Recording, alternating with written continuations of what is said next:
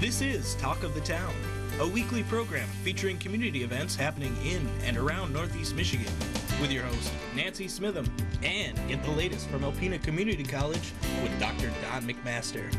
And now, today's Talk of the Town.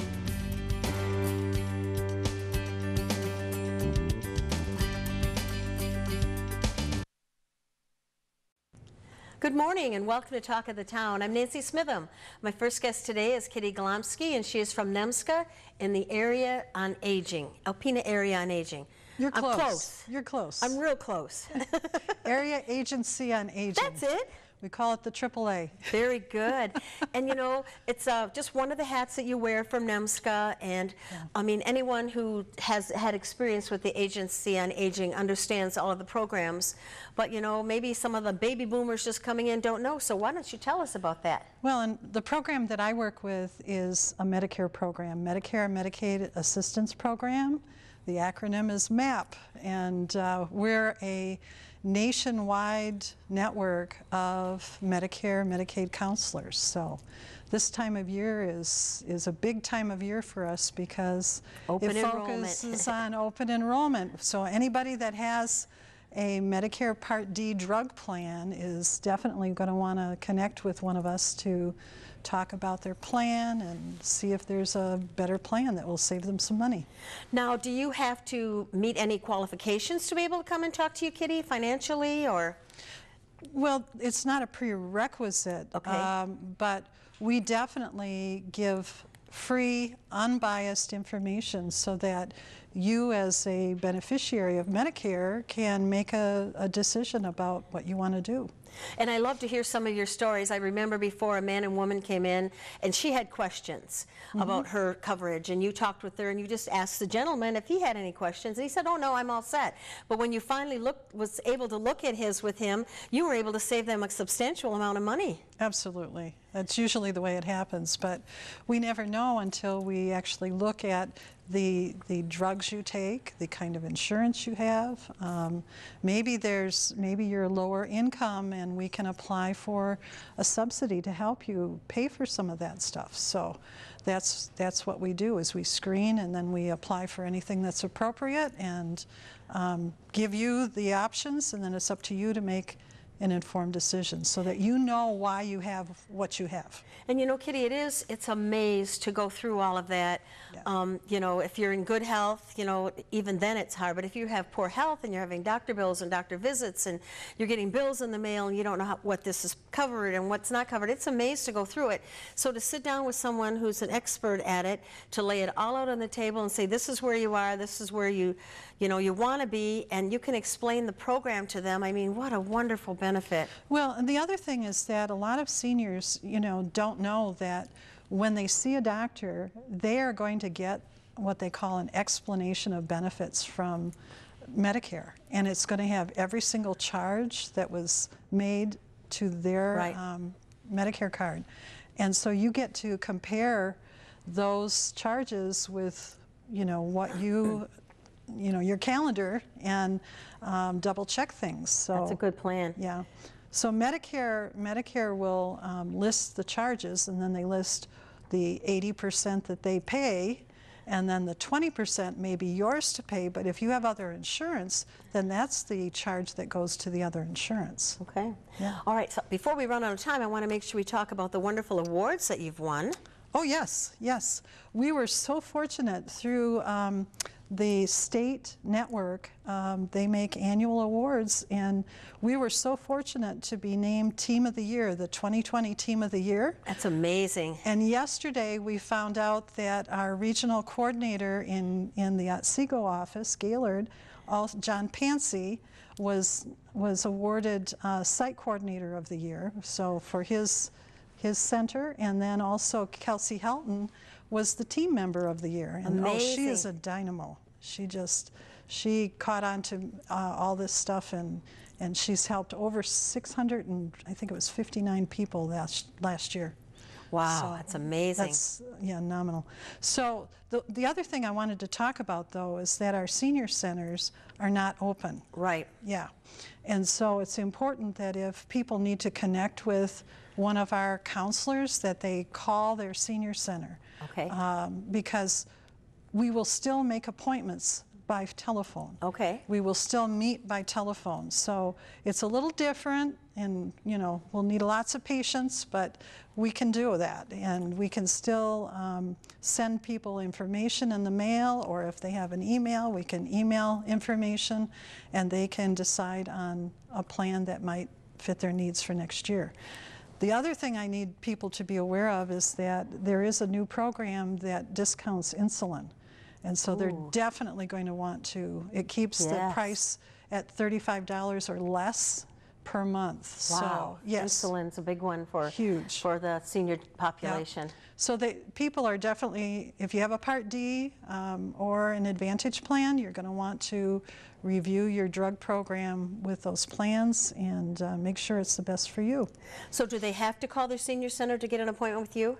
They call their senior center. We're a region. We have 12 counties. Okay. And so call their senior center. And if you don't have a senior center close by, then call we have an 800 number. Okay. It's 1-800-803-7174. All right, then that'll get them linked up and then get them with you and do a phone appointment. Definitely. Okay. Definitely. And, you know, obviously you have so much to talk about and we don't have enough time today. We only have about 2 minutes left. So do you just want to wrap it up for us then? Well, one more thing. Okay. There's always one more thing. Of course. Fraud, scams, Yeah. they're so prevalent. I want people to know that, first of all, Medicare never calls you. The IRS never calls you. Social Security. Social Security never calls you unless you initiate a call. If you call them, they will return your call. But when you get calls, you know, at least half of the calls you get are scam calls. They want your information. They want your Medicare number, your Social Security number. Never, never, never give it out. And if you're not sure of the situation, call the senior center, call that 800 number. I'll be glad to help you through it. I had a call today on my cell phone. It's funny you mentioned that. Said this call is from Social Security. We have an alert for you. There is a scam happening on your account, and I just delete. Yes, yes. I give seniors permission all the time to hang up the phone and then call me. Yes. All right, Kitty, I want to thank you so much for being here, and obviously we need to have you back again so we can talk about some more wonderful programming and things. And so I hope people will call their senior centers, because I keep getting stuff in the mail all the time. You know, call this, we can change this, we can fix this, we can do that, and it's just kind of overwhelming to me. So I'm certain that, you know, other people are too. And especially new to Medicare. Yes. People have lots of questions, so we try to help. Thank you so much for being here. Thank you for having me. I'll be right back with Christine Watulski from Besser Museum following these messages. Hi, welcome back. My last guest today is Christine Watulski from Besser Museum. Hi, Chris. Hi, Nancy. I know you're anxious to get back to work because you said it's crazy busy there. We are always busy, and I always say, just because there's not cars in the parking lot at the time doesn't mean there's not lots of work going on, because one of our core projects always is care and preservation of our artifacts. Right. We've got a great group of volunteers that have just been spending probably, gosh, the last year coming in now that we're back inside the museum, working 2 or 3 days a week, just helping organize and input the data into our new Past Perfect program, and then getting care and preservation and tracking of all of our collections. It's just a whirlwind of activities. Plus we have our events, our regular events coming up. Noel Skiba's exhibit came down. Okay. So we had some work getting that exhibit gallery ready for our next exhibit, which is Juried Art. Yes. One of our favorites. It's always a favorite. It's always very, very popular. Tell me about it. So we already sent out our brochures to our regular artists that participate every year, but we also have done marketing throughout Northeast Michigan, because it is open to all Michigan artists 18 years and older, but we really target kind of our Northeast Michigan region.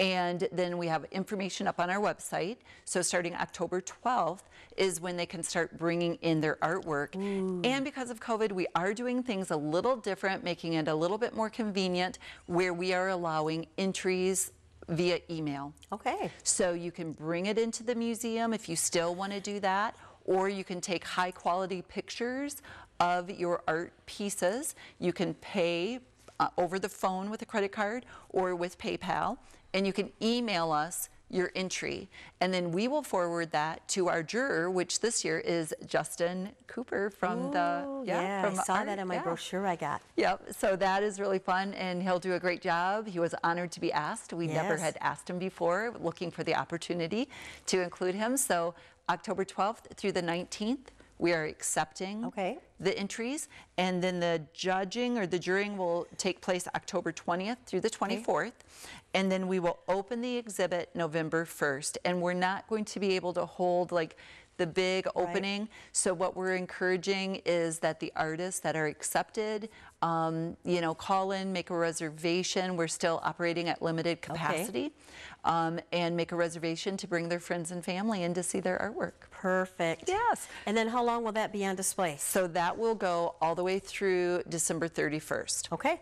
Which that is one of the exhibits that is featured during our Season of Light exhibit. Okay. And so Season of Light is going to be a little different this year too. I'm wondering how you're going to do that. So we already have 15 community partners doing our community trees. We always get out of our Trees of Nations. And for our opening reception, because we're not going to have a big gala, we are doing 2 days, Saturday, November 21st, and Sunday, November 22nd. Okay. And we, again, are limiting 25 people per shift. So we're doing 3 different times on Saturday and 2 different times on Sunday. Okay. And we will have refreshments. We will have a planetarium show. We will have the craft activities. So pretty much everything that we did for the gala, only in shorter increments so that we can accommodate social distancing and safety. Perfect. So information will be up online. We're also doing a special thing this year where everyone who purchases a ticket and comes will get a gift. So you'll get a choice of a couple gifts as a household, and then children, all the children that come will get a mystery bag. Ooh. And so Santa will be there. It'll be a photo op. We'll set it up to where it's kind of like Santa will be in the backdrop, but we will have Santa there too. So a little different. The details are on our website, and it will be just another fun event. Okay. Also, I would encourage people to really follow the Planetarium Facebook page and the Besser Museum's Facebook page. Jonathan has a couple different things going on that he's doing, like a virtual telescope party. So we bought this apparatus, I'll call it, for his phone to connect to his telescope so that he can really guide people through the Geminids meteor shower that's coming up December 13th, and then another astronomical event on December 21st. Ooh. So he'll do that all online. You know, you can join through his YouTube page stuff. So we're trying to adjust to really accommodate our clients. And and you're doing just a wonderful job with it. It's just terrific. So the other thing too is, you know, you can see me looking through our newsletter. That's a wonderful newsletter. Our newsletters go out to our members. So I would just encourage everybody, if you're not a member of the Besser Museum, you know, the rates are so low. It's $35 for a senior couple and $20 for a senior, $40 for the whole family. Get you free admission to the museum all year long, but you also get the newsletter that updates you on what's going on. Our memberships not just benefit you, but they benefit the museum. Yes, they do. They are part of our operational budget. And this year, as we're adjusting to offer education outreach programs, mid-COVID, I don't even want to say post-COVID, we're still right in the middle of it.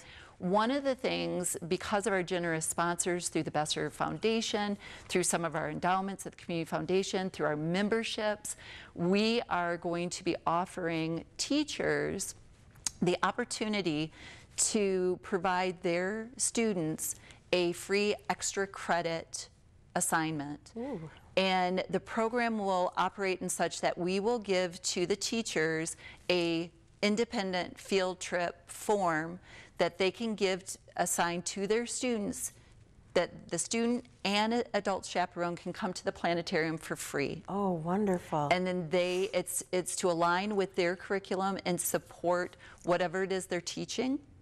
In the sciences, in geology, we earmarked 4 different programs that, and showed the teachers in our letter how it will strengthen and support the Michigan benchmarks. And then if they want to choose to, at their own discretion, to assign their students extra credit, Wow, that's it's wonderful. that easy, because we're not able to host field trips. We missed out on the field trips last year. We'll be missing out on the field trips this fall and possibly all year. Yes. So we really want the teachers and their students to utilize all the great resources at the Besser Museum, and namely the planetarium, because we're the only planetarium in Yes. northern Michigan. So Yes. this invite will be going out to all Northeast Michigan schools, not just Alpena County, but we host schools from Oh, you all do? over Northeast Michigan. So teachers can be looking forward to that, and we'll be providing them with more information. We're out of time. Thank you so very much, and it's a wonderful program, and I can't wait to hear about the success of it. Thank you, Nancy. Please stay tuned for Dr. Don McMaster following these messages. Greetings, everyone, and welcome to Talk of the Town. I'm Dr. Don McMaster, president of Alpena Community College. Pleased to have as our guest this morning Cindy DeRocher, AD at ACC. Welcome, Cindy. Well, good morning to you, Dr. McMaster. Oh, thanks for coming. And I mean, you do a lot at the college beyond your AD work, but that's what we're talking about here today. And you know, I think there's a lot of uncertainty around the COVID and how that's impacting athletics. How have things shaken out for the fall? Well, when I say we, I mean the national organization had to restructure things to plan a championship and push some of the more contact sports into the spring semester, which was probably wise. Probably so. So this fall we were able to run our cross country, which I think Mark's been here. And, Yes, he has. they're doing fine in the top 20, I think, now this week. Really? So yeah. So that's pretty exciting. And then we were allowed for the other sports to run what they called 60 consecutive days, whatever you pick, to run a season of practice and in scrimmages. So they allowed us so many scrimmages. So we just we picked September for softball to run their season, and they've had a few scrimmages, and they've also done quite well. We have some, pitching in softball. Yeah, pitching in any baseball. Yeah, softball. we got some good pitching now, Yeah. and some really good athletes. I think there's about 19 out there this fall. So they just completed, and now volleyball and the 2 men's and women's basketball are started their practices. So for instance, we started October 4th for the basketballs. We have to be completed by December 4th. Then we go into a dead period until after Christmas. Oh. So which is nice, obviously in basketball and volleyball there's a little bit more contact, so we do have to mask up and follow a pretty strict protocol. Our athletes have to go through a daily screening process and answer the 12 questions that many of us have to answer in the workplace. So we're closely monitoring and educating and moving along there. So volleyball and the 2 basketballs are practicing right now. We will have a couple scrimmages. We've arranged one for the basketball teams to go up to Bay and play Bay and Gogebic, both men's and women's, on a Saturday in November. And then we're going to have one home against Mid-Michigan. So. Very good. And then volleyball, there's not anybody very close to play other than to go down where our conference is, and I think we're going to choose not to do that just yet in the fall. So, Yeah. So then our actual basketball and volleyball season, I think the first allowable dates to play are January 20th. So that season will kick off a little bit later. And at this point, everyone in the everyone in the conference is moving ahead with athletics. Correct. As you probably know, Lansing weren't going to allow their athletics to proceed in the fall, and they haven't. So, they'll be able to start up in the spring as of right now. We have heard one school, Henry Ford, they will not field a women's basketball team, but that's the only sport that I've heard that's been canceled. So These are challenging times for folks in your position, Sure. and the coaches and the student athletes, for sure. And I appreciate everything that everyone is doing to keep the campus safe. You know, it's a daily concern about keeping an outbreak from happening on campus, and so far we've been able to successfully do that. How about when basketball starts, men and women's, will there be any difference in terms of the crowd or how that's handled? You know, that hasn't been determined yet. Obviously, we're a ways away, probably depending on what the health departments allow in each district. Yes. You know, I know right now some schools aren't, you know, they actually are testing their athletes in the areas where they've had heavier outbreak. So, you know, they're leaning towards probably won't have fans up in this region, and you know, maybe St. Clair. They might be able, you know, we might be able to have like we do for high school right now, a limited number of fans. So. Social distanced. Socially distanced, yeah. This fall for cross country, they did not allow fans at the meets. They just felt that they couldn't control, you know, out in the space of. In our softball scrimmages, we did allow fans, but no one behind the backstops. You know, fans had to be out in the outfield. So. You know, taking every precaution that we possibly can, and yet still being able to get out there and have fun. Yeah, that's such an important part. Do the players, say on the women's softball, were they wearing masks while they were playing? Or? They did, in softball, in baseball, they didn't have to wear a mask when you're in the field.